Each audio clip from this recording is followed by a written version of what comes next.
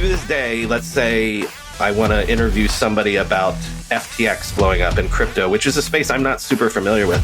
I over-research and I have more questions than I need because then it allows the conversation to go in the direction that is right in the moment.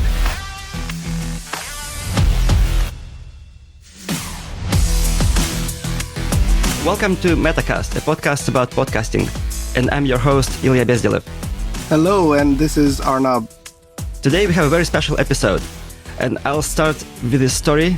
Back in 2014, I lived in San Francisco. I was doing some education there. So I had a lot of free time. And a friend of mine sent me a link to this podcast called the Internet History Podcast. I never listened to podcasts before. But that podcast, it really captivated me. I just listened nonstop. Like every single moment I had in my life where I didn't have to take care of my son or go to classes or spend with my wife, I would just listen to that podcast that covered all of the things I did as a teenager, starting from the Netscape browser and going a little bit before that, and Napster, downloading MP3s. I think there was an episode about the MP3 standard. There was so much stuff that spoke not just to my mind, but also to my heart. Because as a teenager, I was a geek, right? I was able to live through my teenage years again. The best parts of my teenage years. And today on our show, we have Brian McCullough, who is the host of that podcast. And he also has another podcast, Tech Meme Ride Home. And we are going to talk about a lot of interesting things today. Hi, Brian. Welcome to the show. Hi, thanks for having me. Yeah, I love the fact that my show is very bingeable. Especially if you discover it years later that, there's 400 or 500 hours worth of content for you. So it is funny that it was also reliving my youth to do that show. So I appreciate it resonated that way. Yeah, I think your show is timeless. Yeah, for my part, right? Like Ilya told me about your show, I think about a year back. I started listening to it and got completely hooked into it. And I think the new show, the Tech Meme Ride Home, that's the one that I started listening to after we kind of started chatting with you, right? And that one was like, oh man, I've been missing this show for I don't know how long, because this is like in 15, 20 minutes every day I get caught up with everything that's happening. It's amazing.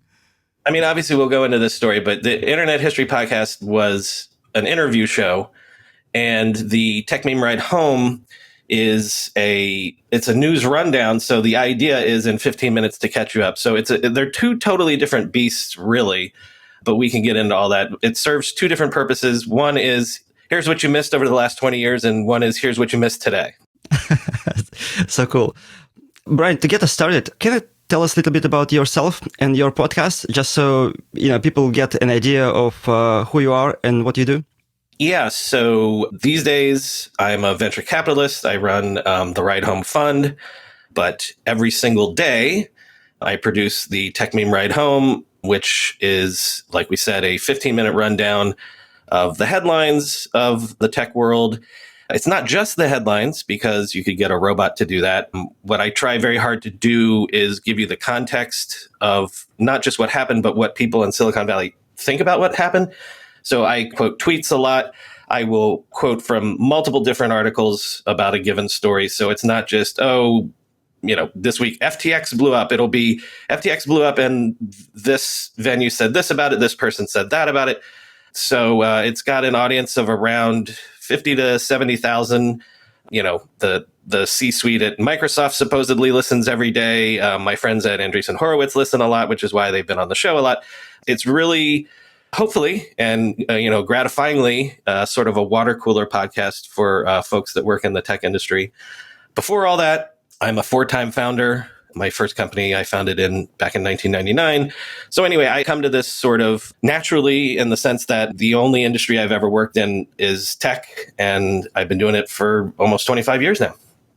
One topic that always fascinates me, and I guess I'm channeling my inner Tim Ferriss now, how different things you did in life combine and compound, and that leads to certain outcomes. So I'm curious what your educational background is, maybe also some of your upbringing that actually led you to the path that you're in right now.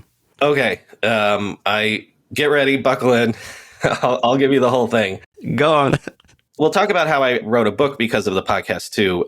In the book, one of the points that I make, the book is called How the Internet Happened, was for folks growing up in the 80s and 90s, this whole idea of entrepreneurialism wasn't really a thing. Like if you were a kid and you were ambitious or you wanted to be famous or you wanted to be rich, maybe you wanted to be a rock star or a sports star or, go to Wall Street or something like that.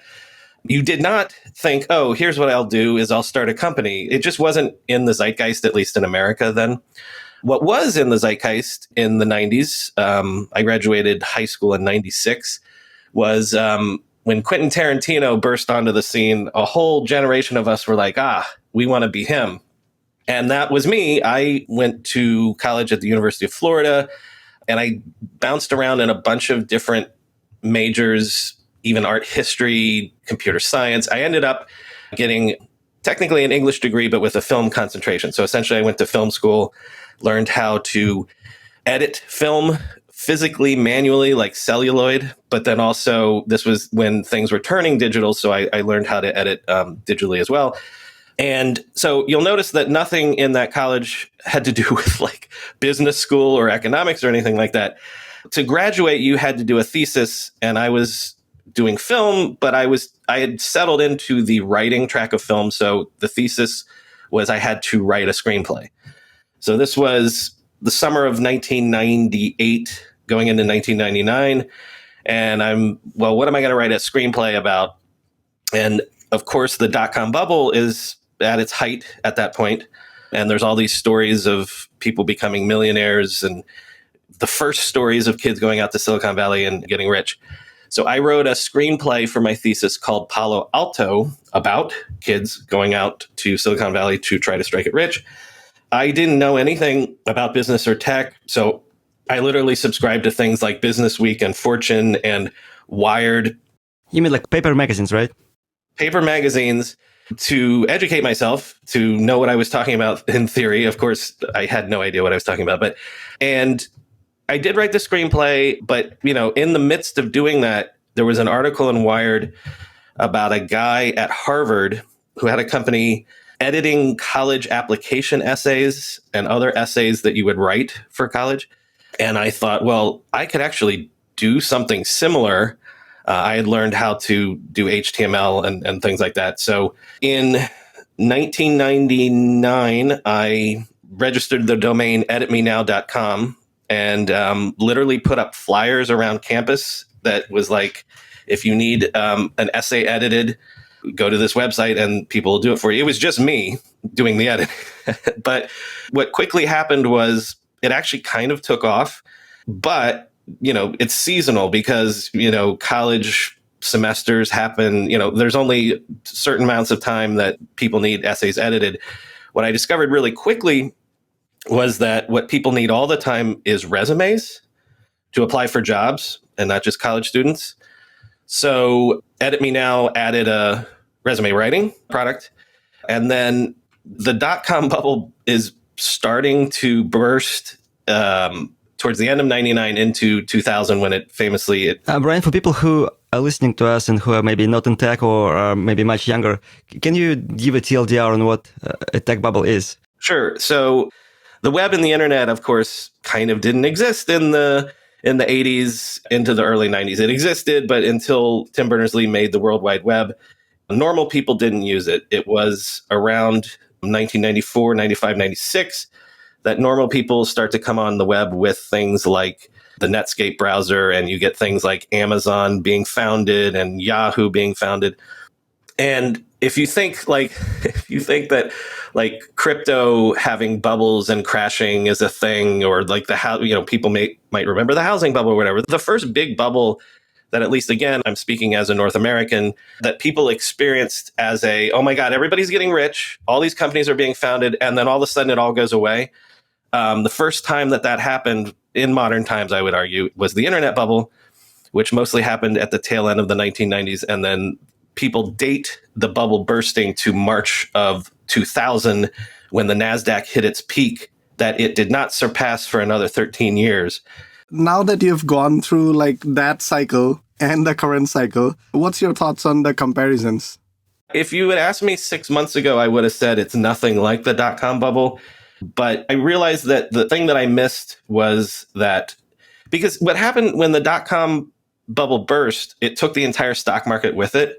And at least thus far, crypto hasn't done that. Obviously, we're speaking in November of 2022. A lot of tech companies have gone down in value in terms of their market caps. Like I think Amazon's even down 40% right now. But you also have things like, Shopify, I think its market cap is down like 85%. But the difference is that in the dot-com bubble, when it burst, the companies went away. They went bankrupt, right? So I had always been thinking, well, it's not like that, because believe me, and we'll get into this in a second, everyone thought that the internet was over.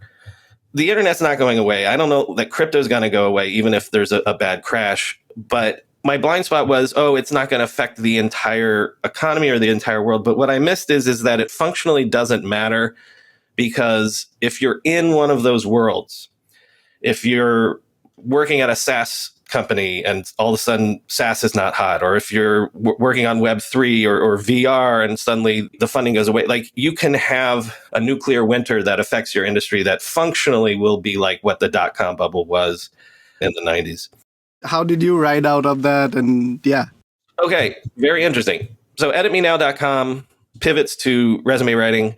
As the bubble's bursting, domain name shopping is still a thing where, you can pay $100,000 for a really hot domain or whatever. But that was also a very big part of the bubble where domains would go back and forth for $1 million. And one of the first things to pop was the domain market. And so I bought the domain resumewriters.com for, what was it, $2,000. And the guy that I bought it from said, if you had contacted me 6 months ago, I would have charged you $200,000. That's the burst, yeah. Right. So I have the site resumewriters.com, and this is right when Google is starting. And first of all, for years, if you need a resume written, having the domain Resume Writers was very good in terms of real estate on the internet. So I had good Google juice, as we say. Before SEO was a thing, I guess. Yeah, I mean, that's because SEO was very simple. That's why domains were so valuable, is that if you wanted to sell widgets, widgets.com would put you at the top of a lot of things. But the other thing that I wrote around that time was the birth of paid search and search advertising. My memory, of course, is hazy on this, but I know for a fact that the first week or month of AdWords, I immediately got an account. And I remember very clearly, I think I, paid $100 and sold $150 worth of resumes, right? Resume services.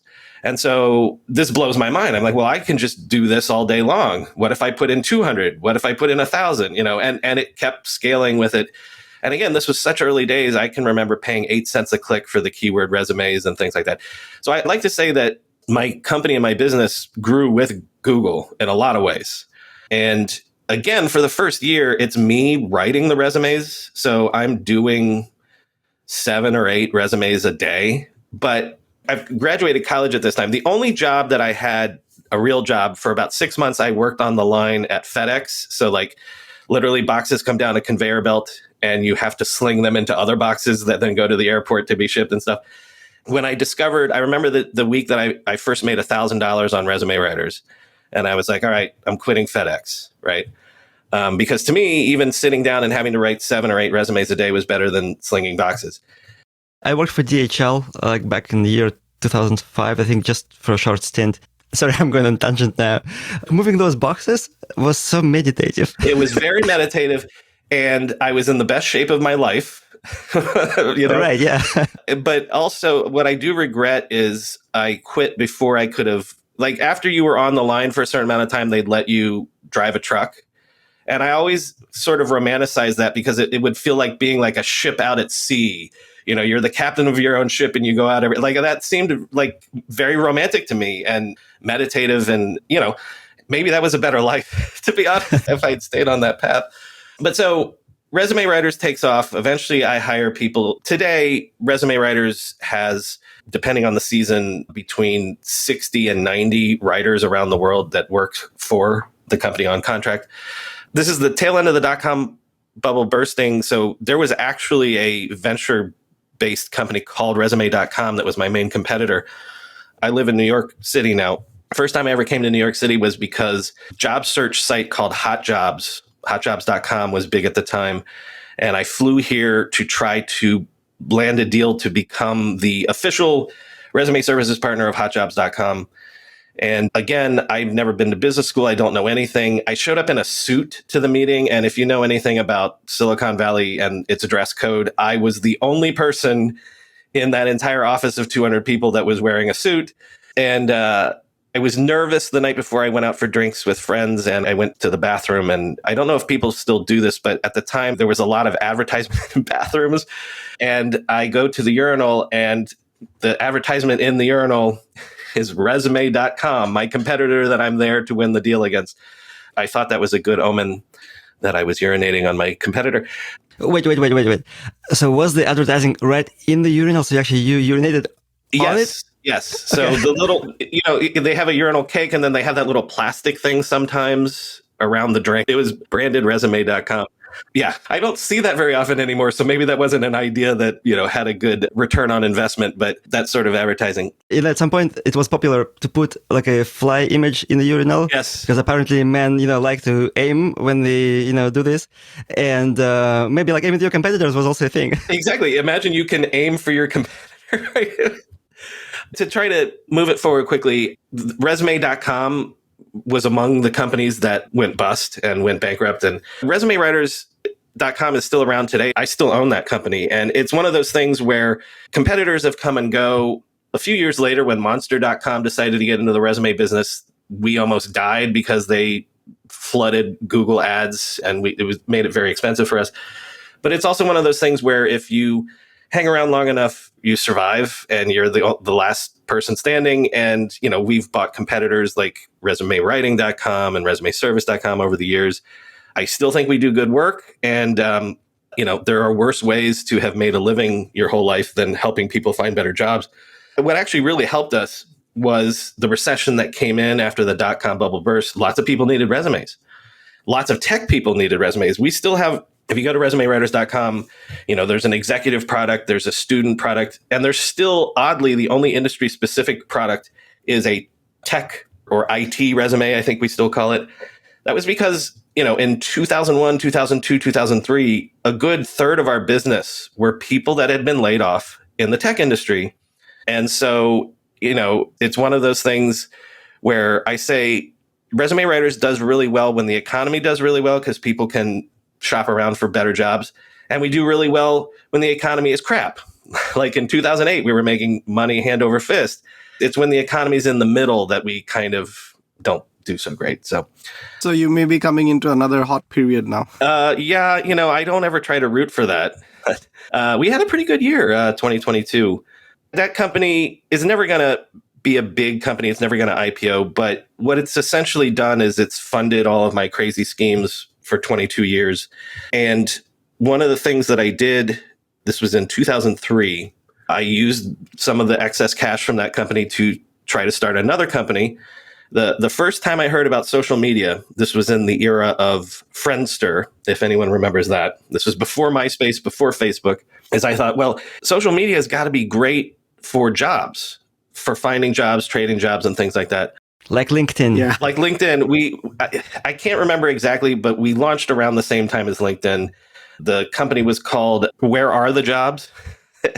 And it was essentially a way to try to trade job leads and things like that. It obviously did not become LinkedIn, as I say, but I'll give you a good example of what the dot-com bubble bursting was like. The engineer that I hired to create the Where Are the Jobs website, he's such a superstar engineer that he went on to be one of the key people that made Netflix streaming happen. He started at Major League Baseball. People don't know this, but MLB.com was one of the first successful large-scale streaming operations anywhere. He learned how to do that well, goes to Netflix, helps them launch Netflix streaming. So I was able to hire that guy for, I think I said, if I pay you $10,000, will you code up this site for me? And he's like, yeah, I can do it in my spare time.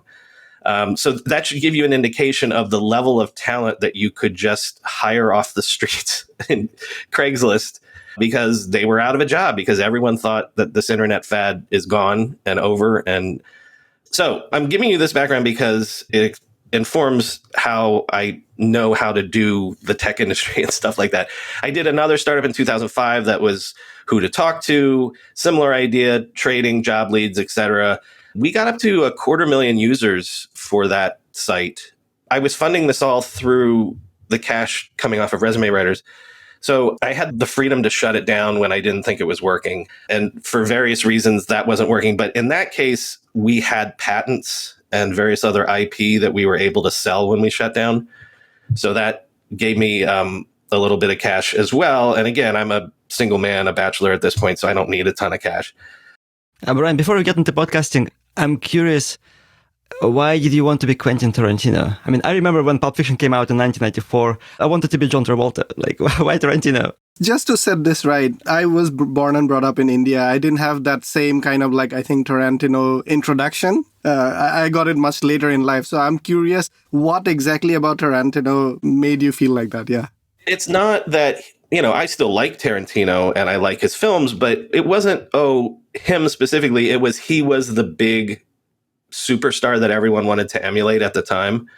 So again, if you're a smart, ambitious kid, you're looking at these avatars, these idols that you're like, well, I want to be smart and ambitious and famous and rich like her or like him. And nowadays, this is what I'm saying, is there is this template for doing that in business, right? Because we have the Mark Zuckerberg story. We have the, you name it, coding up a chat app in your dorm room and becoming a billionaire. So smart, ambitious kids tend to do that because there's that template now. And so Tarantino it's not like I wanted to make, fast talking heist movies or something. I don't even know what kind Where lots of people kill each other. There's blood everywhere. That wasn't the ambition. It was just more to be like that, I would say that was just a template that was available that I was following. And even when I started the first company, the idea was I would use that money to start a film. I just never got back to that. So what happened to Palo Alto? Did you ever release it? I had an agent at one point and I shopped around various scripts. My agent was the same agent that was the agent of the guys that made the American Pie movie. Okay. Oh, I know that movie. Yeah. We probably shouldn't describe it on the podcast, right? It's 18 plus. Yeah. So I don't know. It went nowhere is the answer to your question. So because you still have it. You didn't release it as a manuscript or anything. I just cleaned out a storage locker recently that I saw it in there, but I wasn't even inspired to flip through it. And was this any good? Because I know it's not good. So the answer is it's nothing. Okay, now we can fast forward to podcasting. Let's say from 2006 to 2012, I kind of don't do anything because I don't need to. Resume Writers is going on in the background. I did some blogging and things like that, and I was still active in tech. I angel invested in a few companies or something like that. I meet my wife around this time. We get married in 2014. But so around 2013, I'm back in New York City at this point, and I go to tech meetups, and now I'm the elder generation. Now the people coming to tech meetups are 10 years younger than me. And so they asked me question, you were here for the dot-com bubble. What was that like? So, now we're talking about it 25 years later, but this was even 10 years later. The lesson that I learned there was if you do anything long enough, it becomes history. And, people coming into a scene, unless people actually stop and explain, well, here's what you missed. Here's how A led to B, led to C, led to today. They don't get caught up, right? I even remember in college having that experience where I took a class on the French Revolution and I didn't know anything about it. So I wanted to know, how did it happen? Who was Danton, and why did the Bastille get sieged and things like that. But the class was more sophisticated than that. So it was all about the economics of the late Ancien regime and how that affected the rural peasantry that then rushed to the cities and and I was like, wait, but I need to know the basics. Give me the ABCs. So around 2012, 2013, as people are saying, what was Yahoo? Yahoo's that company that no one cares about anymore. Yeah, no, Yahoo was huge. And, I was like, well, everything that I've ever done, every company I've ever started, it's always like, well, that's a good idea. Someone's going to do it. I could probably do it.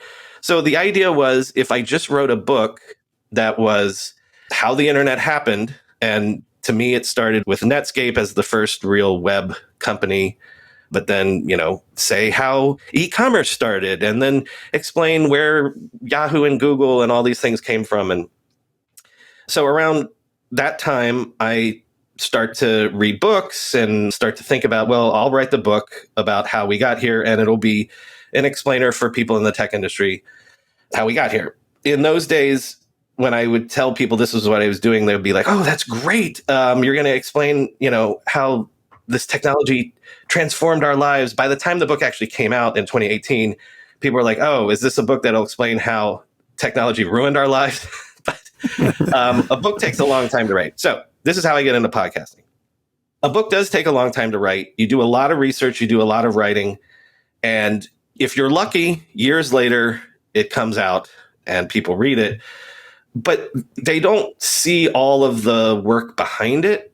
And one of the things that I do is, again, I've never been a big player in the tech industry, but I've been there. And so, again, people that eventually become important people. And I always like to joke, one of my best friends is Chris Messina, who invented the hashtag. And we always joke about, hey, the guy that's that 23-year-old kid with the nose ring over there that is sort of in the corner and is like weird and like no one really wants to talk to him. Oh, that ends up being Jack Dorsey. So all I do is I start to reach out to folks and I say, hey, can I interview you for my book? Well, I'm not going to fly out back and forth all over the world to do these interviews. I do the interviews over Skype. I record the interviews because I want to use them for the book. So I start to get 3, 4, 5, 6 interviews. And I realize that, again, I talked to somebody who was an early Amazon engineer. Like one of the people I interviewed was employee number 2 at Amazon, the guy that built the first Amazon website.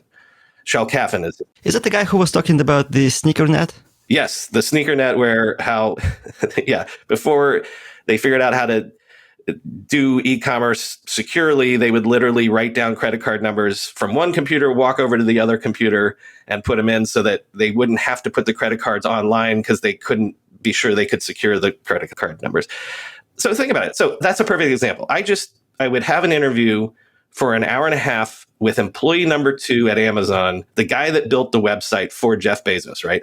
And so I'm thinking to myself, only one sentence that he told me maybe we'll get into the book, that's a waste of like good information.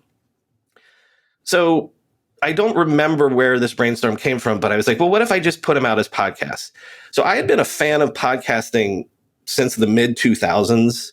I remember listening to the Adam Carolla show when it started, the Engadget show that eventually became The Verge when all those guys moved over there. I had always been a fan of that, on iPods originally, and then eventually iPhones when iPhones come out.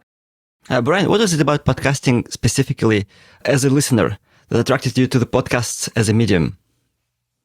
I think it's because my brain is sort of broken, and you have people that meditate and things like that and want silence and calmness, and I don't. My brain is broken. I need to fill it with something or I go crazy. So what podcasting was always for me, and I was a Howard Stern fan for years and years and years. So, he does a 4-hour show. There was always something going on in my ears and in my head as I'm doing other things, as I'm working, as I'm blogging, as I'm doing whatever. To me, that's what it was. I still use audiobooks in the same way. I'd rather be learning something, hearing something. And then, you guys know this, some podcasters, you like their personalities so much that it's like hanging out with friends, which sounds weird and stuff. I know, but it sounds like I like your personality so much. Now I'm hanging out with you on this call. Yeah, So it's exactly. so amazing. Well, and that happens. I'm on the other side of it now. Like I never get recognized for my face, but many times I'll be at a conference or something and people will hear my voice and be like, wait a minute, huh? Oh, Yeah. Brian. Yeah. That must be a fun feeling, yeah. It is fun. And people, for the venture capital fund that I run now, a lot of the companies come to me because they're listeners to the show. And so when they pitch me their companies, they start the Zoom calls by saying, okay, Brian, I got to geek out for a second. I've been listening to you every day for 3 years. You be a perfect example. You know way more about me than I know about you, right? Absolutely. Yeah. So it's an unusual thing, but it's also a fun thing. So I start to put some of the interviews out as a podcast called the Internet History Podcast. And it immediately got picked up on iTunes. It's now Apple Podcast, but Can we dig out for a second more? When you say like iTunes and iPod, actually, did you have to like download the podcast into your computer and then upload them to iPod with the cable? Is it how it worked? oh yeah. Yes. Yeah. Okay. Was there like a publishing mechanism, or how did you actually publish the podcast back then? Everybody did Libsyn back in the early days. Libsyn was the only player. Libsyn is still around today, but there's much bigger and more sophisticated podcast publishers. But the reason that I launched on Libsyn too is because like when Mark Maron started his podcast, I know he was on Libsyn. The people that I was listening to, so all I knew when I launched the podcast was like, okay, you go to Libsyn, you get an account and you upload your audio and then you send it to iTunes to index. But for whatever reason, somebody at Apple saw it, thought it was cool and put it on the new and notable page. So the first week that I launched the Internet History Podcast, it had 1,000 downloads and it just grew from there. And just so we understand kind of the context, so 1,000 downloads for a new podcast, like folks like Mark Maron, for example, how many downloads would somebody like him have? Well, in those days, he might have 100,000 and that was considered just mind-blowing. So Okay. Now he's probably in the millions. yeah. And for those of you who don't know, Mark Maron, he actually played the wolf in the Bad Guys movie, which I was like watching that movie with my son. I'm like, oh, wait a second, I know that voice. Yeah, it was Mark Maron playing that. But he hosts a show called WTF, and he had guests like Barack Obama and Slash and others. Yeah, he's a great interviewer. Okay, I'm glad you brought that up. Are you familiar with Dan Carlin's Hardcore History? Yeah. I've consumed like pretty much everything that's available, yeah. Okay, so imagine this is me in 2013, and I'm listening to Mark Maron, and I'm listening to Dan Carlin, and I'm thinking, this must have been where the brainstorm came from. I'm a little on both sides, right? Because what Mark Maron does is just interviews. So I'm sure I tried to copy his style. And then the other thing that I did shortly after I launched the Internet History Podcast is as I'm writing the book, I would read the chapters and release those as a podcast. So think about it. That's literally Mark Maron on one side and Dan Carlin on the other. And that's what the Internet History Podcast was. The project was still to become a book someday. But the idea is if people are interested in this history, they'll get more of the background details that won't make it into the book. And they'll help me write the book, which they really did.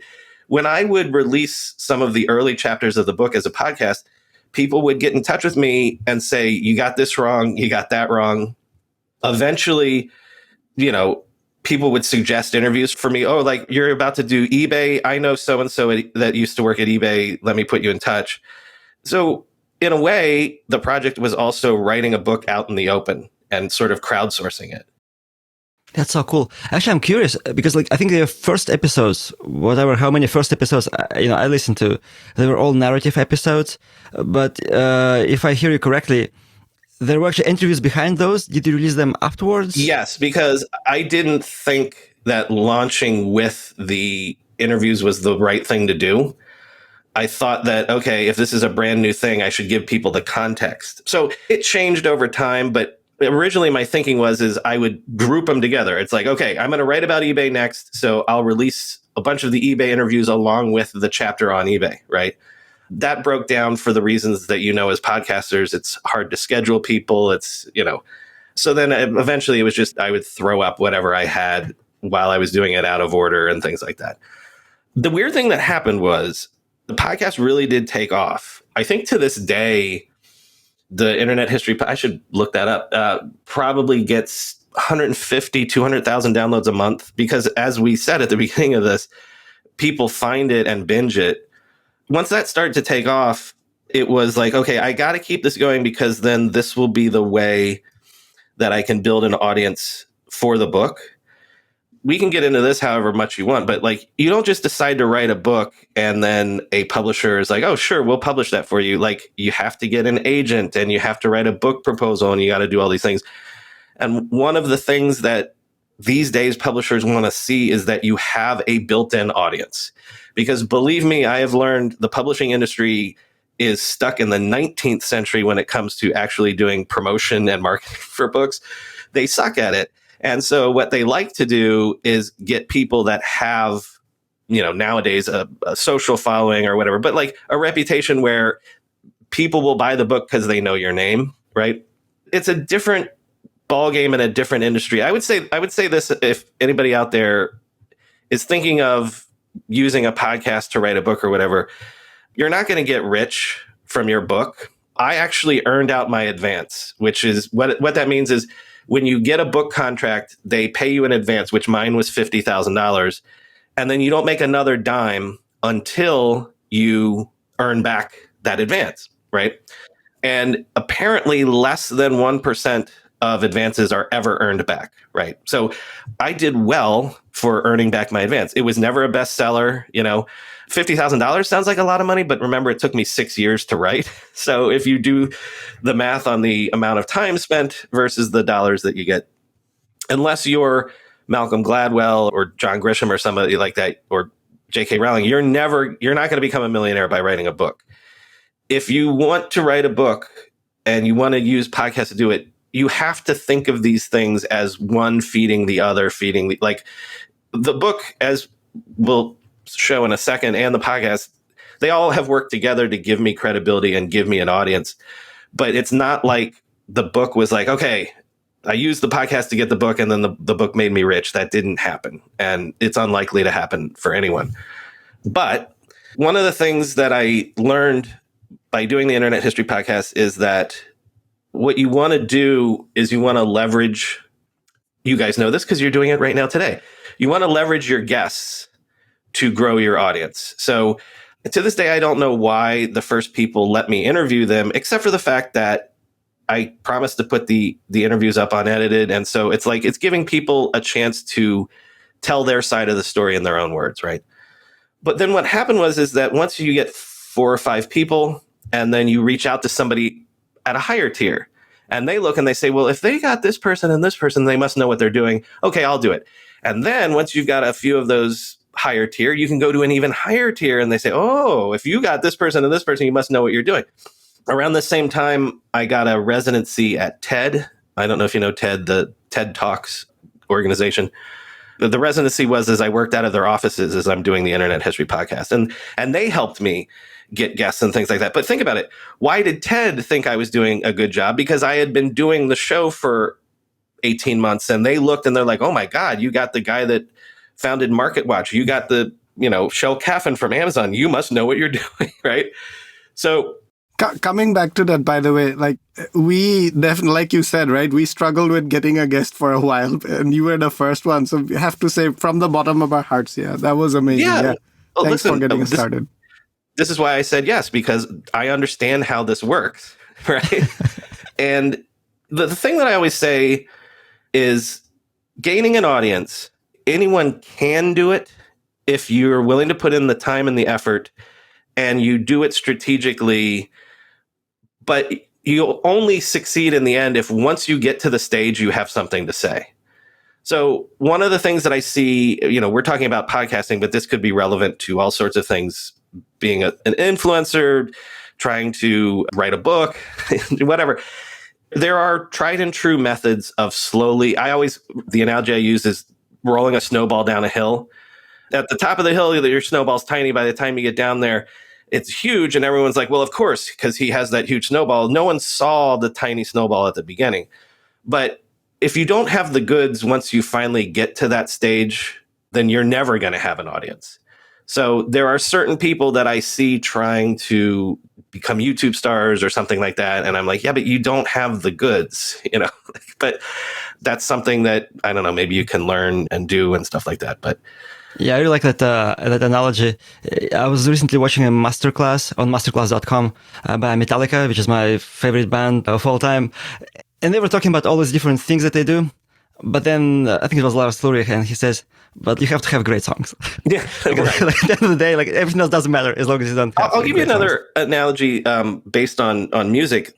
There's another thing that when I talk to young people and they're like, I want to do X, Y, or Z, or I want to be in this industry, or I want to be in this crowd. I'm like, well, are you where that is happening? If you're not, I'm not saying that you can't live your dream in Iowa or you can't but the analogy I would use for music is in the 60s, what was happening in rock and roll was happening in London. And you have Eric Clapton and you have John Lennon and you have Mick Jagger and Keith Richards and The Who, all those guys. Do you think that there weren't equally talented musicians in Austin, Texas in 1965?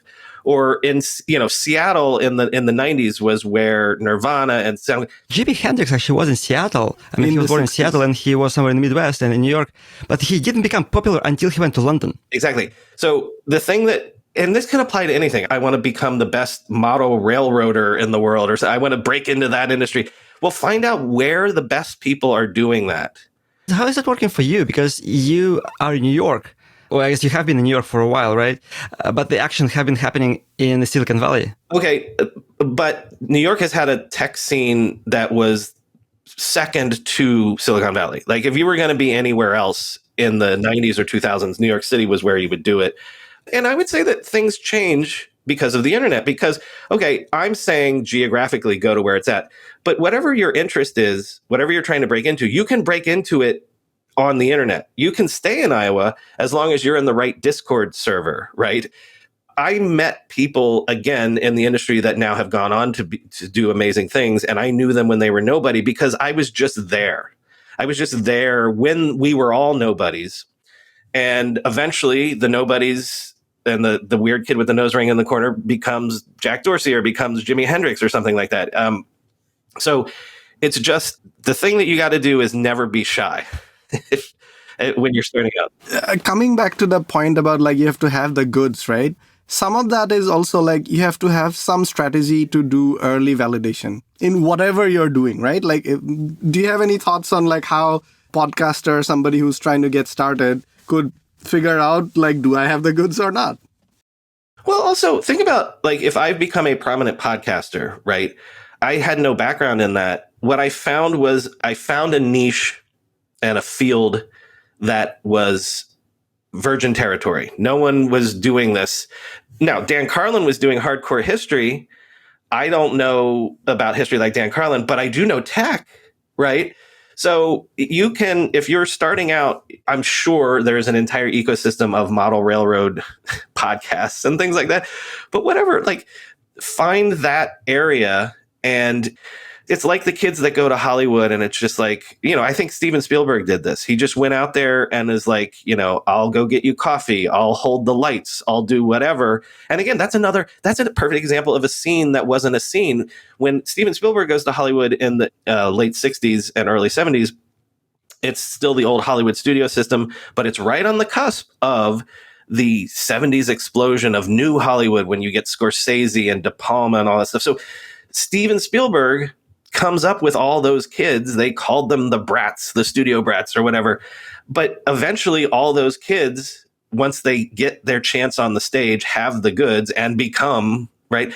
But you can't do that unless you go there and are willing to not just, okay, I'll hold the lights, I'll get you coffee, but commiserate with all the other people that are nobodies. Because again, eventually one of those nobodies or some of those nobodies are going to become somebodies, and then they'll remember you, and then you all come up together. Like I've got a 6-year-old and an 8-year-old now, and like that's the thing is like I was one of those kids. I was a nerd, like you're saying, and I was very insular and like I'm not a joiner. I don't join clubs or whatever. The best advice is just don't be shy and be willing to be in a scene. even if there's no monetary value, even if the rewards take time, you just got to be where there's action. You've got to be where there's some sort of catalyst that will eventually explode. If you're not where the explosion is, you can't participate in it. I'm curious, when you first got started, you were in New York. You weren't, in the Valley, but all action was happening in the Valley. I mean, like the big action, like the Netscape kind of action, right? Like Yahoo kind of action. Well, I was also in high school when the Netscape IPO happened, so I couldn't participate. Yeah. How did you do research to actually bootstrap your first chapters? I did a lot of reading. But again, if the Netscape IPO is the beginning of the modern internet era, which is what I argue in the book, I got there in 99 and the Netscape IPO happened in 1995. So I missed the first 4 years, but then I got in the scene, right? And so I wasn't coming to this cold. I didn't decide I was going to write a book about Russian history, which I know nothing about. I was writing a history of stuff where I remembered backhand. Like if somebody is interviewing you guys 20 years from now about this era of podcasting or whatever, or this era of app development, you'll remember everything that happened and you'll be explaining it as history.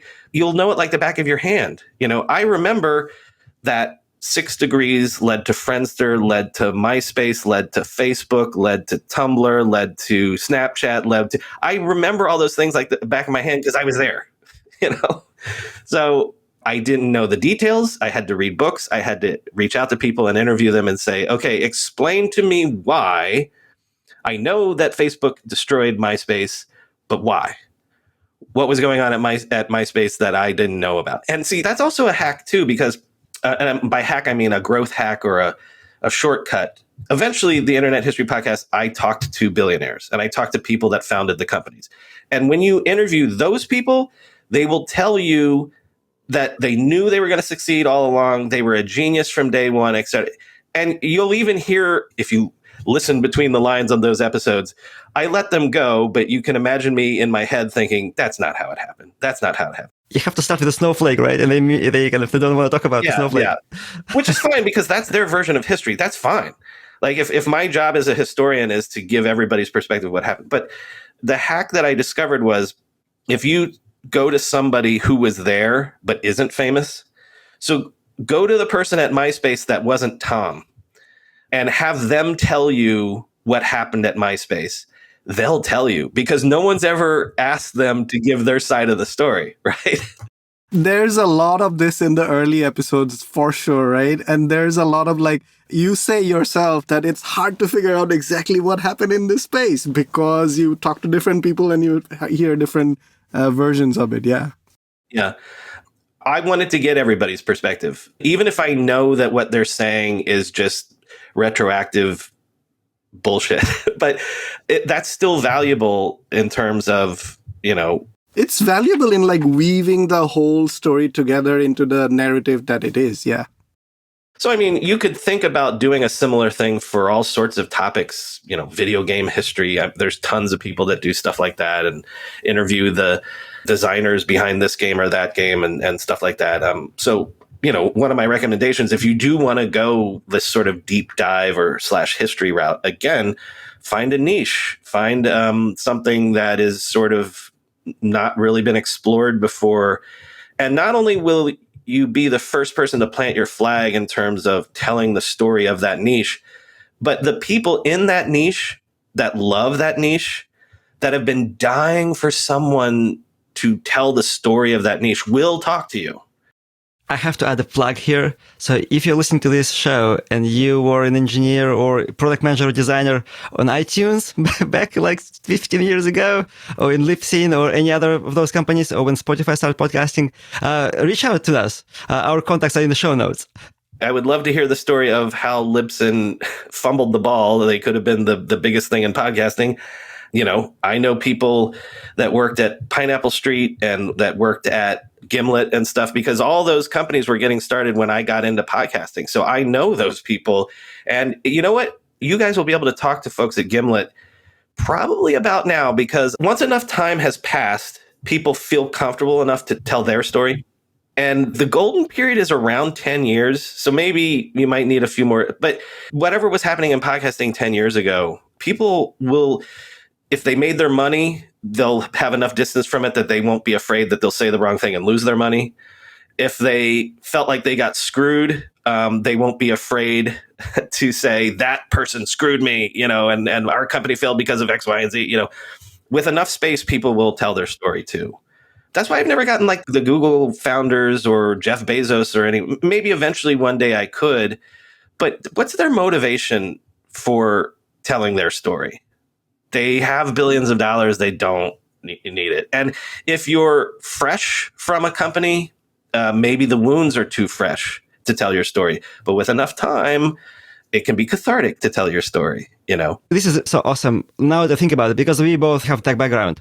So we actually could, in the beginning, follow that niche of like the technology for podcasting and then go all the way back, talk to people. I think that would be really interesting. We understand how it works. We can also ask questions. Yeah. So one of the people that I spoke to was Dave Weiner, who invented the RSS feed. And so if the time comes, I'm happy to introduce you to Dave Weiner. Reach out eventually to Mark Maron and reach out again, you can do the same thing for... I think we've made it when we have Tim Ferriss in our show. There you go. I mean, I have people like that it's like, oh, if I can talk to them, So to bring us up to the present day, and then I'm happy to talk about process and things like that.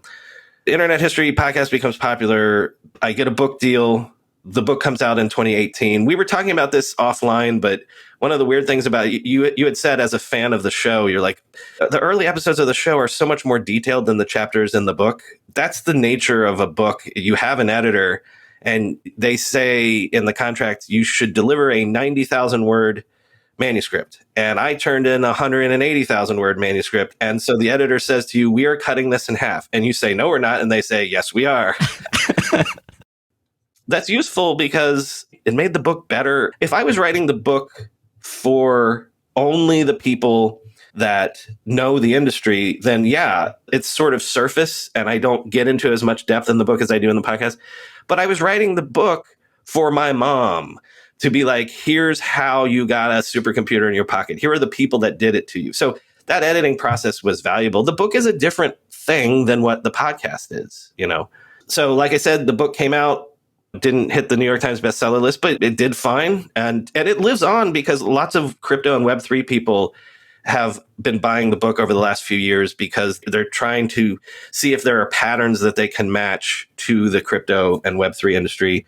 Look, again, this comes back to the book was a part of my career. Because the book came out, I gave a TED Talk. I gave a talk at Google. I was interviewed in, I've been on CNBC and this one and that one. So because the podcast is popular and the book is published, I have this credibility. If I just one day said, hey, I'm Brian McCullough, I'm a tech industry expert, no one believes me. And I still don't believe me. But once you have these different things under your belt, no one's going to doubt you anymore, right? And so all of the things feed into each other, which leads me to the Tech Meme Ride Home podcast, because around the time the book comes out, just a quick question before we get into the tech meme one. So you mentioned that the first week itself, when you released it, Apple featured it and like you got a lot of publicity, right? I just got lucky. And then after that point, you kind of kept on seeing growth. Did you do anything else, big things to like promote it? No, but then that's where you get strategic about your guests, where, if you get somebody prominent to come on and they tweet about it, and then people in the industry would discover it. And so Mark Cuban one time tweeted about the podcast and I got an insane amount of downloads in a 48-hour period after that.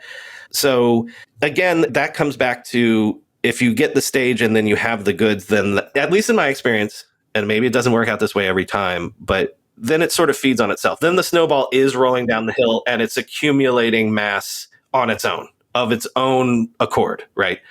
With its own momentum. And so again, everything just feeds into it. So at that point, I'm going on NPR regularly because every time something would happen in the tech industry, there were certain people that were fans of the podcast that then were working on an NPR show that's like, well, get that guy Brian on because he'll be able to explain this, right? And so when that happens, then boom, you also see a surge in downloads of your podcast and things like that. At the peak of your podcasting with Internet History Podcast, how many downloads did you have per week or per month? in a month. I think at its peak, it was, let's say, 400,000. Also, then maybe I had 100 episodes, 150 episodes at that point. I'll give you the download numbers of the Tech Meme Show because, we do 1.7 million downloads a month on that show. Let me get there and I'll explain that to you. So the book comes out, Internet History Podcast is a success. Podcasting is having its moment. This is shortly after Serial. Everybody's making podcasts. And so I live here in New York and people are contacting me. Hey, Brian, would you come do a tech podcast for this company, that company, this publisher, that publisher? And I was taking a lot of meetings. But an example of, if you're in an industry long enough, you just know people. There's a website called techmeme.com, which for 15 years, people in the tech industry read every day because it's sort of an algorithmic-based news site where here are the headlines. Like if you went to techmeme.com right now, whenever you're listening to this, you'll be able to see sorted out the news of the day in the tech industry. The guy that runs that and the guy that founded it is a guy named Gabe Rivera, who I met years ago. We became friendly. Every time he was in New York, we'd get a coffee or have dinner. Every time I was in San Francisco, likewise. And so I was just saying to him one time, oh, yeah, I'm probably going to do a tech news podcast at some point. But already at that point, everyone was doing that. And I'm like, how can I do a thing that's not just you get 2 or 3 people around a table and just commiserate about the tech news? I said, Gabe, have you ever thought of doing a tech meme podcast? And he's like, yeah, of course. I can't do it. I don't have time. I was like, well, what if I did it? And then we sort of brainstormed, well, what is Tech Meme good at? Tech Meme is, they don't break their own news. They're a news aggregator.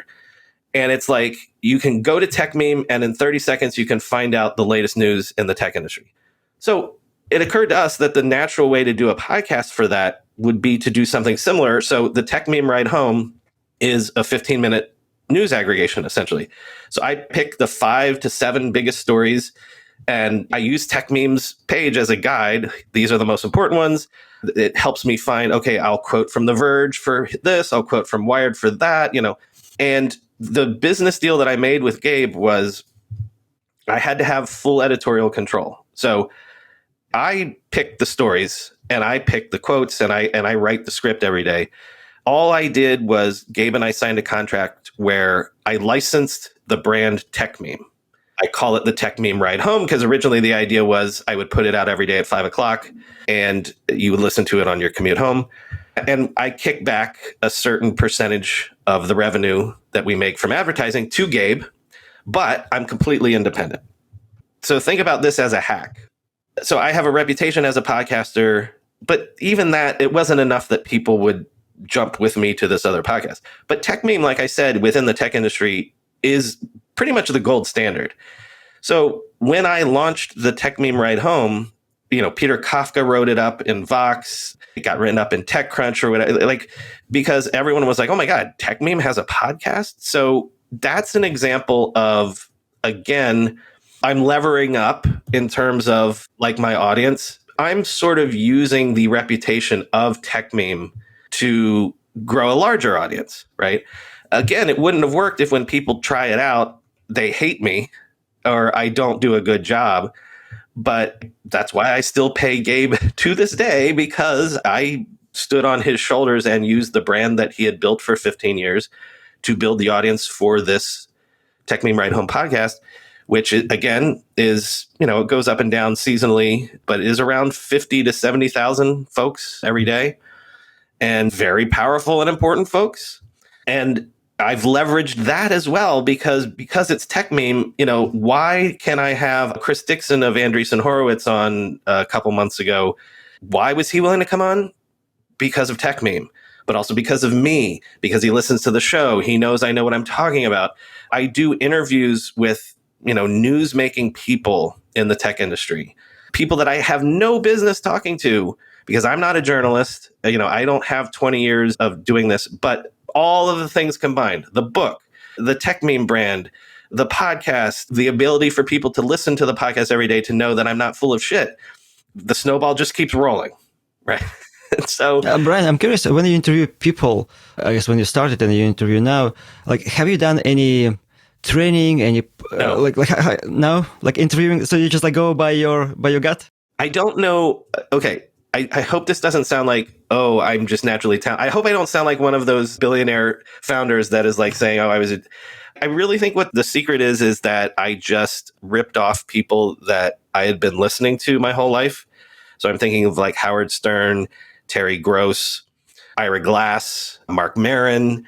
I heard, because I've been listening to them for my entire adult life, I heard how they did it, and I just tried to do it like them. But then my secret sauce for interviewing people is that I just I over prepare. So to this day, let's say, I want to interview somebody about FTX blowing up in crypto, which is a space I'm not super familiar with. I'll write up 30 questions, and I know that we'll only get to 10 of those questions, but I do enough research that it's like it can go in any direction. And so the thing that I've learned by doing it is, if you over prepare, Howard Stern always talks about good radio, like what good radio is. And so I over prepare, I over research, and I have more questions than I need, because then it allows the conversation to go in the direction that is right in the moment. I think bad interviews, and I know them when I hear them, are when the interviewer wants the conversation to go in a specific direction and they keep pulling it back. And the natural flow of the conversation is Brian, going can I get it back to the topic, please? Yes, exactly. I mean, it can work sometimes, but it's not the best way to do it. The best way to do it is let it flow in the moment. And I say to people, because subsequently, this is what I did when I was at TED, is I would train people on this. I would do interviews at TED, and I would also train people to do podcasts and interviews. And the thing that I say is, when I'm the host, it's the most in the moment activity I've ever done in my life, because I'm thinking in my head, what is my interview subject feeling? I'm thinking in my head, what is the audience feeling? I'm thinking in my head, what am I feeling? And so all of those things are at the exact same time pressing on me as a pressure. And then the fourth aspect of that is, but it just should be a natural conversation that's entertaining, right? That's interesting. And so it is, in the moment, doing an interview is unbelievably just intense, because you're thinking of the experience of all of those people, you, the audience, the interviewee, etc.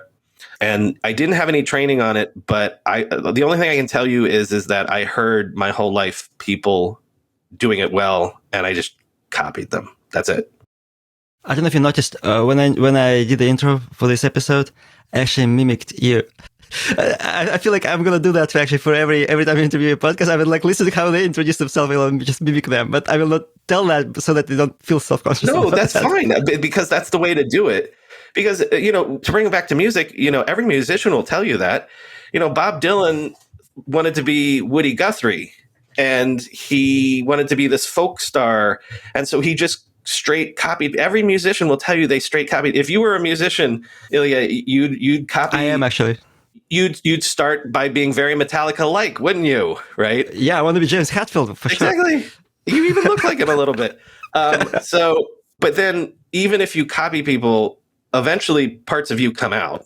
So again, this is another lesson that probably holds true to a lot of things in life. Find people that you admire that do good work, copy them, and then eventually you'll find your own way. Yeah, I wonder if conceptually it's like you just internalize so many of those kind of fundamental best practices, so to speak, and then they just come naturally, and then you kind of layer more of your own personality on top of it after you've done kind of the basics. It also bootstraps you into how you like to talk and how you like to present yourself. And then slowly, as you gain confidence and you see that, other people are liking this, you start to I think, flower more. Yeah. Well, listen, people will say to me a lot, they're like, well, of course you're good at this because you have a natural radio voice. And I'm like, what are you talking about? I don't hear that, and it makes no sense. But if you listen to me interview somebody, especially a one-on-one interview, I stutter a lot.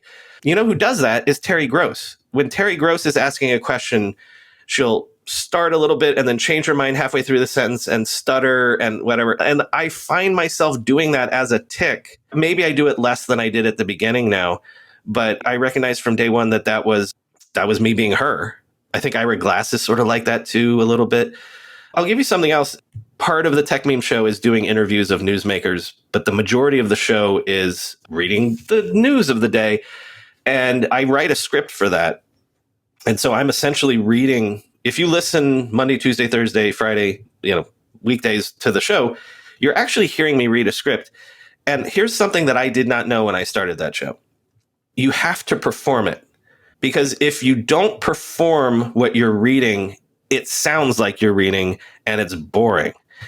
I've never listened to the first week of the Tech Meme Ride Home, but I bet if you went back and listened to it, it's not as good as it is now, because I remember in that first month, let's call it the first 3 weeks, eventually I had this realization that if I just read the first line of this story and then I read that it sucks. But if I stop in a way that is natural to Brian and emphasize certain words of that first line, it sounds like I'm talking to you. And it felt weird when I had that realization. I felt embarrassed. Like I didn't want anyone to hear me when I was recording the show because I was performing as if I was an actor, which I'm not. But I realized that was the key insight. I realize now that was the key insight to making that show successful, was that I have to perform it like an actor. Otherwise, it sounds like I'm reading. And so if I were to pull up one of my scripts right now, and actually I would perform it, I would emphasize certain words, I would pause in certain ways, and I've learned to write as if I'm being conversational. So I don't know. That's also not something that I had to discover. But there is a performance to being public, being a public speaker or a public performer. If you're not performing it, then you're kind of not doing your job. I've heard from multiple places, and also know for myself, is that when you write, your writing voice is different from your speaking voice. So do you actually write in your kind of talking voice? I'm writing to make it sound like I'm not reading it. So yes, I'll even write, like, instead of saying, I don't know, I'll write in the script, I don't know, to prompt myself to say it that way. Because if I'm reading and I say, I don't know, versus, I don't know, which sounds better, right? Right. So yeah, for 100%, I will write it to try to prompt myself to be more conversational. Yeah. So one thing I would say, like, I guess as somebody who's done a podcast before, I could definitely guess that you're reading, because there's a lot of content and, you're speaking very cleanly and it's all great, but I don't feel like you're reading. So I just wanted to compliment you on this. And by the way, I did go back and listen to your first couple of episodes of Tech Meme. I think they sound good. Well, I would say actually the audio quality isn't as good as it is right now. Yeah. Okay. You want to get into that? Yeah, let's get into that. But the content actually is very good. So I'm curious, before we go into the gear and stuff, what is your workflow and your like daily routine like for producing a daily show? Because I mean, for me, like I wouldn't be able to like pull it off. I think it's like, it's too much structure. I know to do like daily. That comes back to my broken brain, where I have Twitter open right now while we're talking, and all day long I'm scanning things and I'll see a story and I'll save it. Or I'll see a tweet and I'll save it. And so again, in the same way that preparing for an interview, I have way more than I'll ever use. Over the 24 hours before a show every morning, I've been accumulating things that I might use, and I save them in Slack folders. I save them in Twitter lists and things like that. I have the advantage of Tech Meme. Tech Meme has editors, and their algorithms organize what the big news is. So it's not like I have to every morning wake up and be like, what are the big stories? That's already been sorted for me, right? And they've also sorted some of the best tweets and some of the best conversations. So my workflow is that all day long, I'm paying attention. I'm going to bring up Tech Meme right now and think, what am I going to have to talk about tomorrow morning? Oh, God, there's more. Elon reinstated Trump's account, so we'll have to talk about that. If I now see a tweet that I think is a good observation about that, I'll save it for tomorrow or whatever. So I usually sit down at the desk at 8:30, and if I haven't recorded by 11:30, I'm in trouble. So between 8:30 and 11:30, I'm reading everything, starting to write the script, putting things in order, and then I record. Again, it's only a 15-minute show, so it maybe takes me 20 minutes to record, which isn't that much. And then the thing that I found no way to shortcut is the editing. because I can't do one segment without screwing up or something. But I don't edit in real time. As I'm recording, I just make a mistake, pause, allow myself to find, I leave room so that I can find it in the edit and fix it. So that's, again, something that I just learned how to do by doing. But so then it takes me an hour and a half to edit every day. There's no quicker way to do it. You mean edit audio? Yeah, edit the audio. Yeah. At various times, I've hired people to do that for me. Right now, I don't have that. But so, yeah, usually these days, at least since the pandemic, I publish by noon or 1 o'clock, which sometimes means I miss a big story of the afternoon. But I think people have gotten used to that now. They know that I'll come back and pick it up the next day. So for the podcast part of it, from 8:30 to about lunchtime, that's my job in the morning. And now I run a venture capital fund based on the podcast because the investors of the podcast are investors in the fund. And I get companies that are listening to me that contact me. So my afternoons now are spent doing fund things and interviewing companies and getting pitched on investments and things like that. Now we're getting to the technical parts. So you said that you're doing the editing yourself. What software do you use? GarageBand.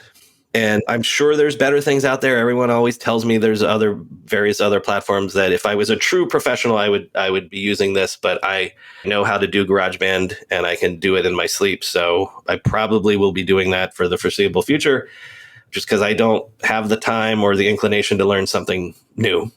Okay, so we really want Andrew Mason to come on our show. Have you ever tried Descript? Yes, I have. In fact, I know Andrew, and you might not know this because I think I did it a couple years ago, but I did experiments with Descript when they first came out with if you record 2 hours worth of content, then you can write it and then the robot will say it for you in your voice. I did experiment with that and did segments with that and stuff. And it was all right. It wasn't ideal.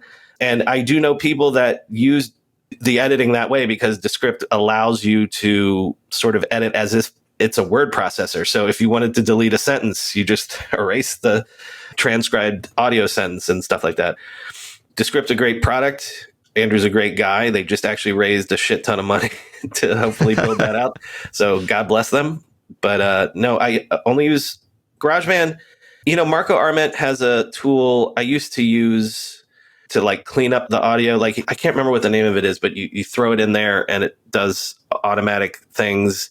And then I think it's also a way to try to put chapter titles in there, which I wish I could do, but I just don't have time. So I've used that. Oh, let me tell you. Well, first of all, the mic I use, I'm not using right now. I'm using a Blue Yeti, but same here. Yeah. The Shure, what is it? Shure SMB7 or something like that. Oh, the one with XLR? Yes, is an XLR mic. It's Shure SM7B. SM7B, you're right.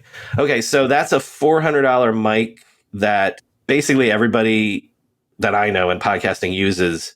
It's the same mic that Michael Jackson recorded the Thriller album on. Blue Yetis are fantastic, and go ahead and get one, especially if you're starting out. When the time comes to level up, go to a Shure, and then you have to, because it's XLR, you have to get various devices then to be able to plug that into your computer and things like that. The other thing, if I was able to record in my studio today, I'd be on that. And that's what I use. So when I'm doing interviews, I use Zoom now. When I started back in 2013, 2014, we're in the golden age of doing podcast interviews, guys, because I used to have to be like, okay, to do this interview, I need you to be on Skype. Okay, I don't have a Skype account. Okay, let me help you set up a Skype account. And then let me help you do the settings. And then now, because everybody is used to doing Zoom calls, I can assume that everybody has Zoom, knows how to use it, and the audio quality of a Zoom recording is much better than even a Skype was. And there's all sorts of other tools. We're using Metacast right now and stuff like that. But actually, Metacast is the name of our podcast. We use Squadcast. Oh, Squadcast, but it just shows our logo at the corner, which is so funny. I'm sorry. No, yes. It's good. I'll take it. Yeah. In my opinion, Zoom is great because everybody already has it, knows how to use it. And all you got to do is check the box that says recording and it downloads locally. So I recommend that. What else? Oh, yeah. Okay. One more thing. I showed you guys last time we talked, I have an audio box. What is this called? We'll have to take a picture of this and put it in our show notes. This was awesome to see. Let me look behind me here. Okay. So you put your head in it. Yes. So let me describe this. So it is called the Harlan Hogan's Porta Booth. Google Porta Booth.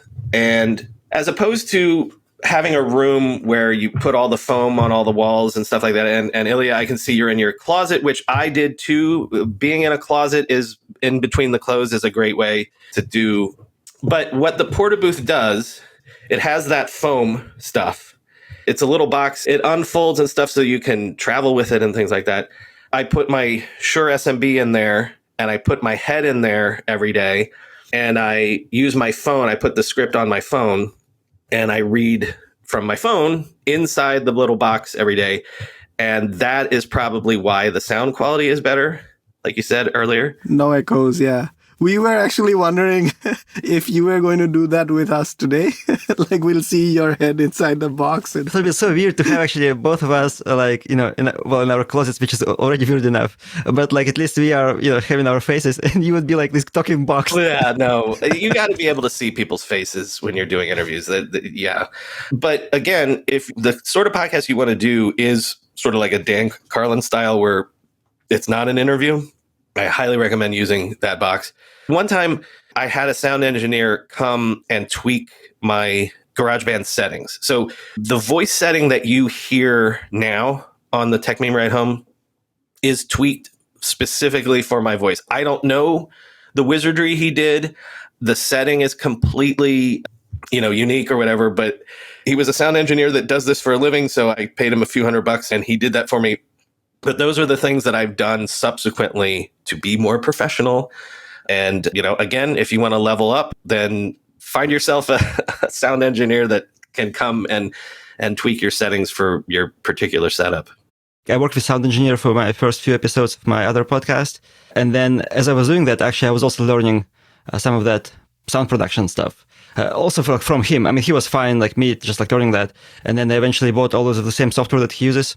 Now I'm just applying kind of the standard filters that I've learned, and it saves me hundreds of dollars. Yeah. I mean, the only other thing that I use is I do use a pop filter. I'm not using one right now, which I'm sure you can hear. But if you're, again, reading, and even for interviews, if I were in my home studio right now, I would have the pop filter on. That's just a really easy thing to do to sound a little bit better. On the issue of sound quality, one thing that I would say for podcasters is it helps to try to sound as good as you can. It doesn't hurt. But I've found personally that podcast audiences will be forgiving of you as long as you're upfront about what the situation is. Like I've helped people launch podcasts where they go out on the street with just their iPhones and interview people on the streets. And so there's lots of street noise or whatever. But if you set the expectations that that's what this is, we're going out into the world, then fine. And my audience understands, by the way, the episode that I did last night here, the audio quality is terrible. But I said, listen, my two guests are in town. They're only in town for a little bit of time. It's one of the guests was somebody that I wanted to have on for years. And so I set the expectations that, look, it's not going to be as good as sometimes my interviews are. And it really wasn't. The sound quality was pretty terrible. My point is, I think your audience will be forgiving of you if they understand what you're doing and you're upfront with them about what you're doing. And if you at least make the effort, to sound good. But then occasionally, it's funny. You mentioned on the Internet History Podcast, I interviewed the guy that developed the MP3 standard. It is one of the worst episodes audio-wise I've ever done, which is ironic that I'm interviewing the guy that created the MP3, and it's the worst. And I think I even say in that episode, what I did is I edited together some of the stuff that was legible. And then I said, here is my best edited version of this. If you want to hear the whole thing and it's really annoying, here's at the second half, I did the full audio. But, I've interviewed people when they've been talking to me in their car. And again, if people understand you're trying your best, I think they'll be very forgiving of you. So. Oh, that's a very good point. You also mentioned that you tried out editors but you do it yourself now, right? I mean, that's a money thing. I'd love to have the hour and a half back in my day that I spend editing, but I just don't feel like paying for that right now. And I think an editor also have to it's a very personal thing, right? Like producing your podcast. They have to actually know the content and your personality to actually be able to project the way you want your podcast to sound like. That's an excellent point, because if I have recorded, I sit there and I record for 20 minutes and then I immediately start editing, I remember, oh yeah, by the way, in segment 2, you really flubbed somebody's name and it took you 3 tries to get it right. Well, if I hand that over to an editor, they don't know that, but I do know that, so I can do it faster because I'm also the person that did the recording, So if it takes me an hour and a half to edit, probably it takes the editor 2.5 hours to edit. So, right. And to your point about being forgiving of sound quality, I remember actually a specific place in Bellevue, Washington, where we used to live. I was driving in my car listening to that MP3 episode. I forgot which one, long or the short one. And I was just so excited about the content. Because I don't know, MP3 was my life because I play music, I was always into music. I don't remember how bad the quality was. It's not the point. It was one of the times, he lives in Germany. He is German, so he has a very thick accent. And the Skype connection was terrible. But also, he's a busy guy. He's an older guy. I knew I had to take what I could get, And one of the things, though, that's interesting about it that he taught me, this is an editing tip, but one of the reasons that MP3s work, and please forgive me because it's been a while since I've done this research and did that episode, but I learned a trick from him about editing audio, which is at the end of a sound, the human brain is trained to not hear the tail end of it. And so that's an editing technique that I use all the time when I'm splicing together a sentence that I screw up or something. As long as I leave enough space for silence when I start my second attempt, I can splice it back together right to the edge of the previous sentence. If you put it right at the end of the last word you said, you won't hear the click of the edit, which you even will have. I know it'd be better if I could show you visually, but if you do your edits halfway between the two, let's say I do sentence 1, screw up, and do attempt 2, if I do the edit and try to piece them together in the middle of the two problems, you can hear the edit. If you take the second one and bring it right up to the edge of the first one, you can't hear the edit. And that, I'm sure what I just described, sound people know, and it can describe it way better than me, but God, I use that every day to cover up things. Do you cut out breaths? Yeah. Sometimes I do. But again, we were discussing that I've developed this technique that sounds like I'm talking. Sometimes I purposely leave in the breaths because if the flow is good enough, then it sounds like I'm talking. And a natural person, when they talk, pauses for breath. So it's on a case-by-case basis. Sometimes I will cut out the breaths. Sometimes I leave them in. I know people that cut out every and ah and every breath. And the 99% invisible guy, he's a master at doing that stuff. That's not me, because also I don't have the time to do that. So, yeah, if you just use a tool to do that, it sounds very unnatural. So if you do that, you have to really take your time to do it properly everywhere. Yeah. One last thing on podcasting before we go into the fund. I know when we did the introductory call, you mentioned some of the numbers about numbers of downloads, also the ads. I think people will be curious to hear about, especially those who are just starting out or thinking about starting.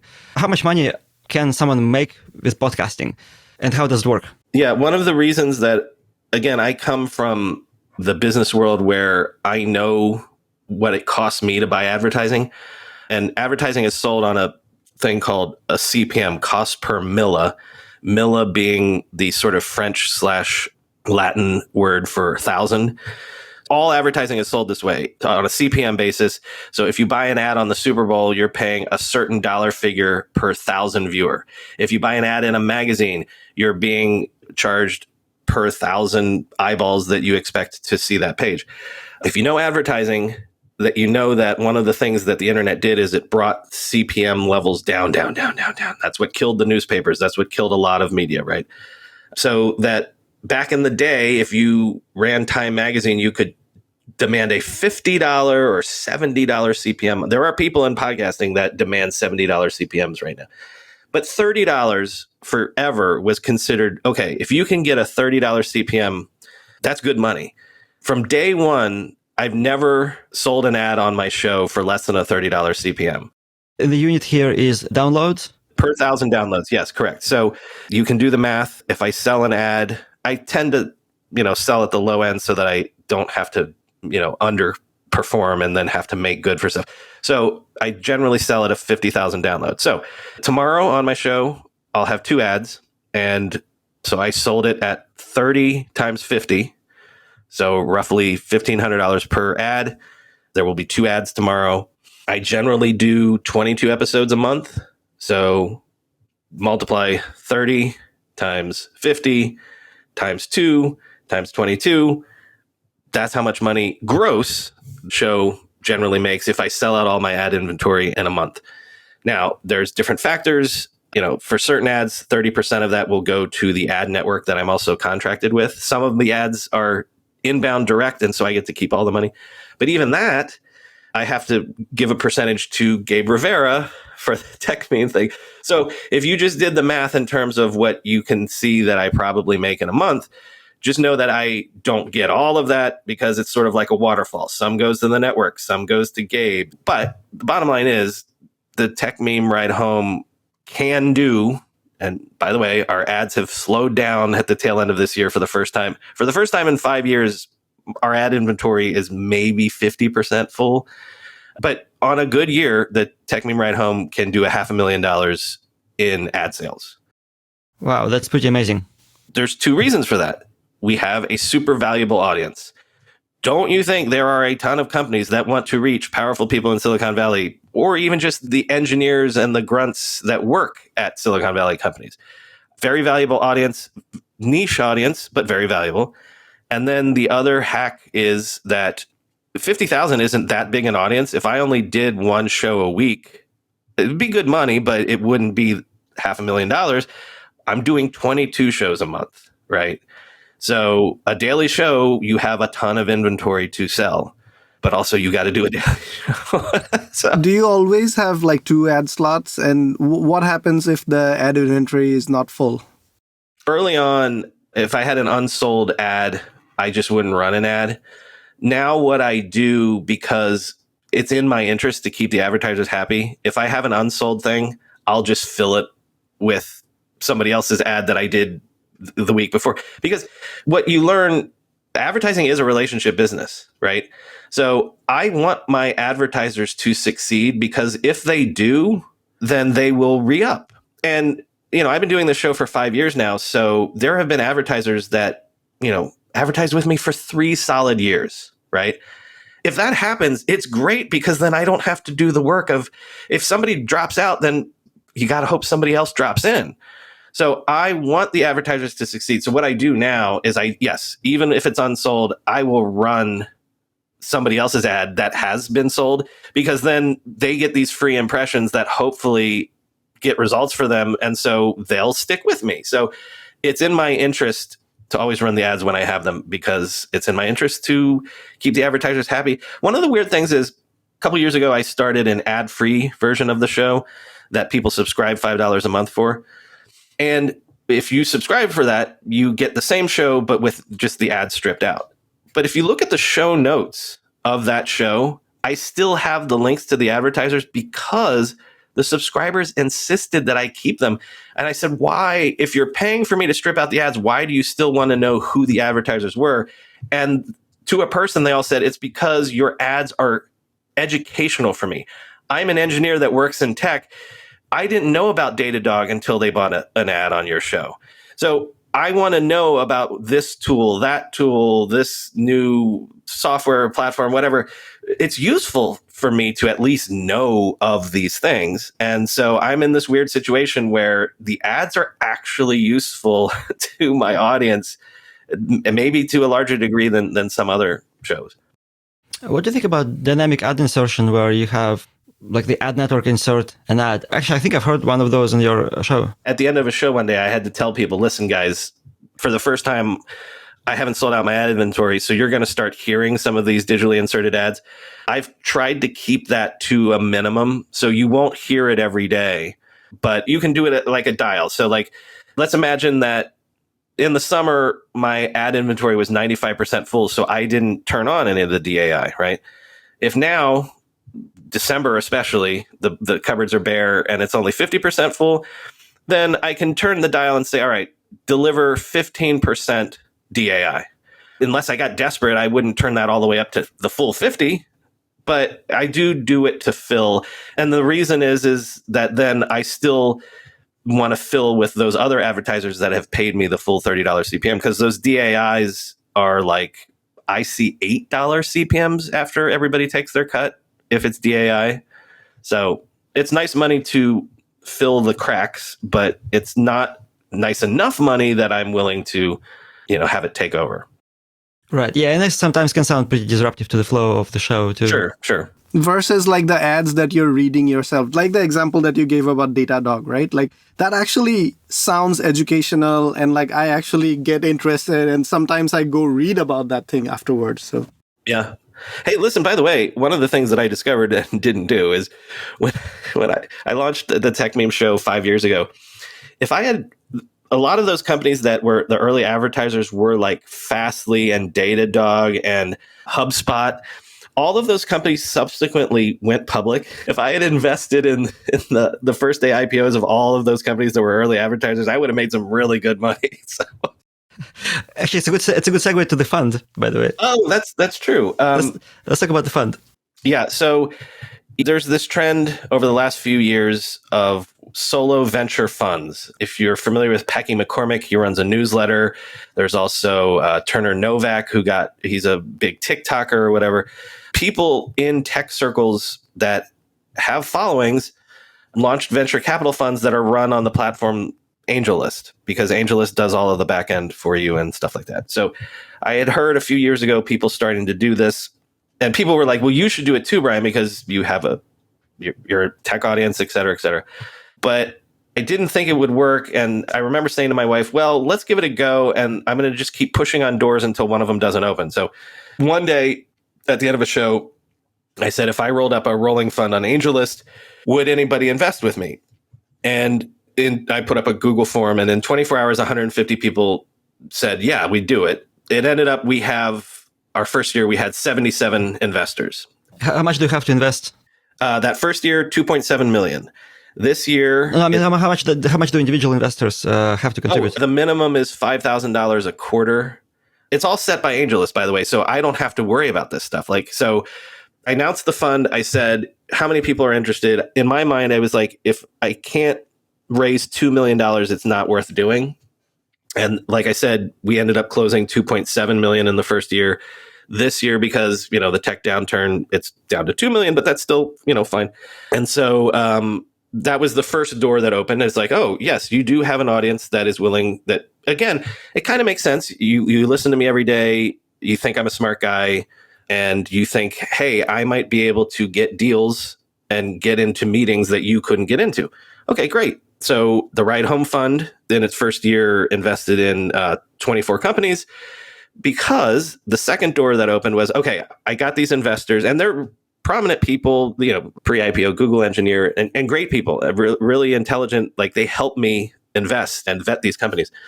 The second door that I pushed on and it came open was, okay, got the money. Can I get deal flow, as it's called? Which is to say, you might have money to invest, but how do you find the companies to invest in? And it has to be high quality deal flow. Like, there's a million people, if you announce it to the world, that are like, here, please give me money.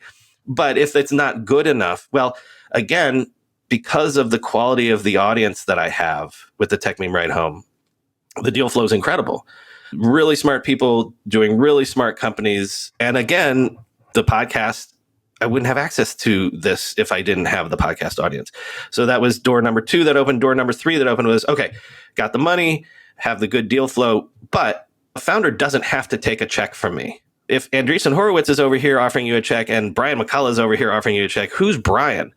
What I learned is that if I offer the megaphone of the podcast to startups, they will take a check from me. Because I mostly invest in seed and pre-seed companies. So companies at their very earliest, right? Before they've even found product market fit or sometimes even have a product. And so at that early stage, if you take a check from me and I say, when the time is right, come on the show and tell the audience about it, it's a free option on a marketing platform that can be extremely powerful at the earliest stage of your company. We've helped companies close their rounds. We've helped companies hire their engineering team. We've helped companies get their first 1,000 customers by coming on the show. And the way we do it is we do it like how I built this style. I say, come on the show. It's not just about, pitching your company. Tell me your entrepreneurial story.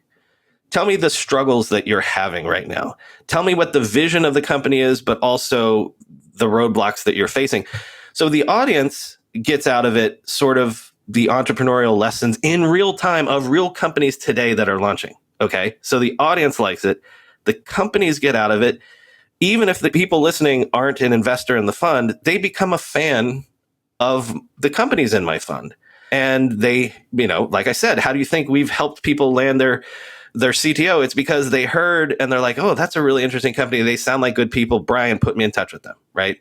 So it's a win-win-win for everybody because I get good content for the audience. The companies get good exposure from the audience. And so I love it. This gets back to the snowball thing or like the book. Everything that I do feeds into everything else. The fund wouldn't exist without the podcast. But as the fund is successful, it's going to also raise the profile of the podcast and virtuous cycle. So yeah, it's great. We've gone through, Brian, This Is Your Life for 2 hours now.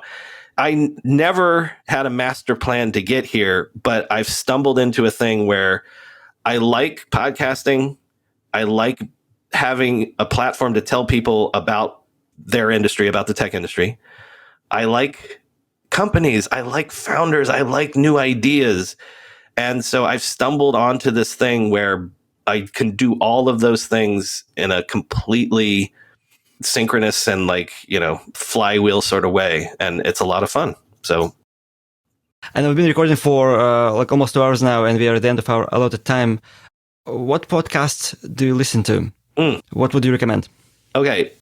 I'm big into comedy podcasts and soccer podcasts for years and years and years. Every Monday, for me, Mondays are Comedy Bang Bang days, one of the OG original comic podcasts. I also am a huge fan of the podcast The Rest is History. They're two British historians that I actually kind of knew before they started their podcast, but has become wildly successful because they're amazing at it. They did a history of the World Cup last week, and just great. Two really sort of wonky British historians, but they do all sorts of good, entertaining history stuff. There's various Arsenal podcasts that I listen to because I'm a fan of Arsenal Football Club. So shout out to the Arscast. I also love the Football Ramble if you just like general football news. Wednesdays for me are Nerd Poker, which is the comedian Brian Posehn and his other funny comedian friends have been playing for years, Dungeons & Dragons. Yesterday, being Saturday, was The Flophouse, which is one of those we watch a bad movie and then talk about it and make fun of it. But it has been going on since 2008. It's also one of the original shows to do that. Today is Sunday. Sunday is when Blank Check with Griffin and David comes out. It's a movie podcast by two movie critics, but what they do is they do a director's filmography. The reason it's called Blank Check is their theory is you're a director who makes a movie that is successful, and then you have a blank check to do whatever crazy passion projects you want for the rest of your career. So they just finished a series on Stanley Kubrick. But they've done like Christopher Nolan. They've done off the wall ones. They're long. They're 2 and 3 hours long, but they're for the old movie film nerd in me. I definitely recommend Blank Check. Off the top of my head, anything else I can think of, I'm going to be ashamed when I realize that I haven't named a real favorite of mine, but that's enough. I gave you 5. That should be good. Thank you. So where can people find you? Are you still on Twitter? Yes, as long as Twitter. Does Twitter still exist? As long as Twitter still exists, I'm at BrianMCC. I'm trying out this new thing called post.news, which may not even exist by the time you hear this, but I'm at Brian on there. It's a straight Twitter clone that launched last week. Search your podcast app of choice for Tech Meme Ride Home. You can hear me every weekday there. If you want to binge and hear how I got started, look up the Internet History Podcast. And that's it. That's all that matters anyway, where to find me. Yeah, the Internet History Podcast, I just can't recommend enough, especially for people who like books. That's just like a 500-hour long book that is just so, there's so much depth, so much kind of character in there. I just can't recommend it enough. Well, thank you. Same for the tech meme one, I think. Like the amount of different topics that you're able to go through every day and the amount of research and everything that shows up in 15 minutes, it's amazing. Yeah. Yeah, that's the one that pays the bills. So yeah, give that one a try first. And then do your deep dive into the Internet History Podcast. But it's all good. It all works together, as I said. So, all right, Brian, it was great pleasure to talk to you for 2 hours. I just didn't even notice how the 2 hours went by. Oh, thank you. Like absolutely fantastic. Like so grateful for you to agree to talk to us and support us and be able to hang out with you and hear your story. That's like absolutely amazing. And especially as a soccer fan, like you said, the first World Cup game is going on right now. Yeah, I know. Yeah. And by the way, Ecuador is playing and I'm a quarter Ecuadorian. So think of the sacrifice that I made. They're a very young team. I think lots of promise this time. I haven't checked into the scores. I'll go watch it after this. Yeah, I'll do it. I'll do it when we get off. But do me a favor. When you have Tim Ferriss on, maybe save that clip where you said that your dream is to have Tim Ferriss on and be like, we told Brian this however many years ago that one day we'd have you. So there you go. Let me know when Tim Ferriss comes on. Yeah, one of those things is like, at this point, I don't think actually we are ready for Tim Ferriss. But like episode 50, episode 100, totally. Yeah, hey, you're right. You're going about it the right way. Thank you for listening. Please subscribe to us on the platform where you listen to podcasts and give us the rating that we deserve, which is hopefully 5 stars because you've listened up to this point and you still are listening, even though Brian is already gone. By the way, I'm recording this a couple of weeks after we recorded the episode because we forgot to do that. Thank you and see you later.